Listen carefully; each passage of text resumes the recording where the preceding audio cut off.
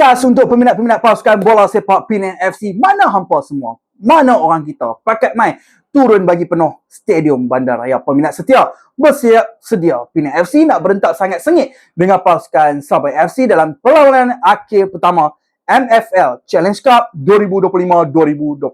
Perlawanan pada hari Sabtu esok 4 April 2026 jam 9 malam dekat Stadium Bandaraya Pulau Pinang. Jadi, jom semua bagi sokongan habis-habisan untuk pasukan Harimau Kumbang kita. Kalau hampa masih lagi ingat skuad Penang FA mara ke perlawanan akhir Piala FA pada tahun 2002 dan menang menewaskan pasukan Perak FA dengan keputusan 1-0 melalui jaringan tunggal Gustavo Romero.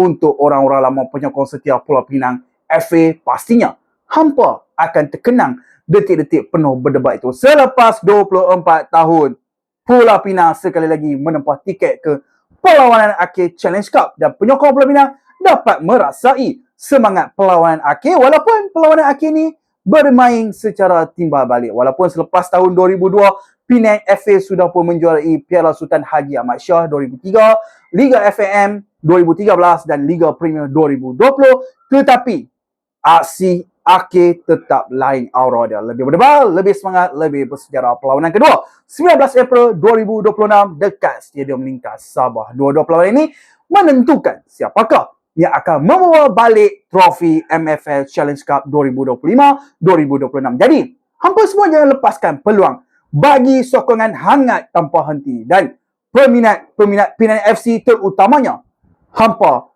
pasti tak sama nak tengok aksi pasukan Pulau Pinang beraksi. Cepat-cepat beli tiket, ikut arahan keselamatan dan jadilah sebahagian sejarah bola sepak Penang FC pada musim ini. Haria Penang, Haria!